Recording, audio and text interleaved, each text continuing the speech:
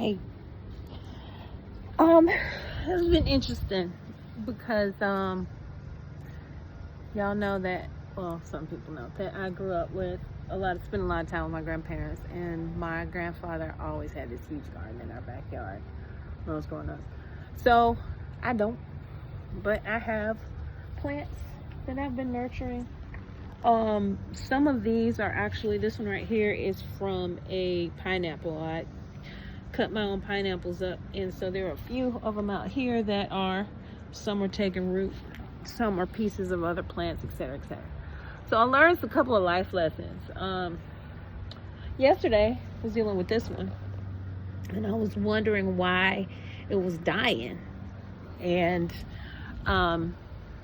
interesting point is that when I pulled it, the roots had gotten to the width of the pot, and so it was strangling itself. So I thought it was really interesting that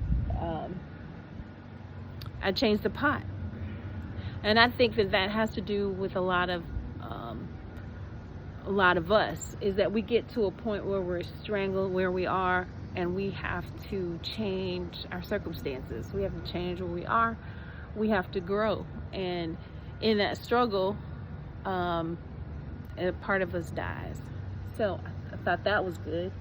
And then the second point is a pot that I have in the backyard. I just repotted this beautiful pine plant, or tree similar to this one, and it was pretty, but the leaves are dying, and I was tripping like, what is this plant dying? And I just repotted. So I dug in, and some of the soil that's beneath looked moldy. So I thought it was interesting. It says that, even though the surface of things seem like they're okay, that sometimes you got to dig in. You got to ask questions, especially when you're dealing with relationships. You got to dig in and find out what's really going on with folks in this season. So I'm going to post this. Thought this was interesting. The third point I wanted to say is dealing with plants and stuff teaches you patience.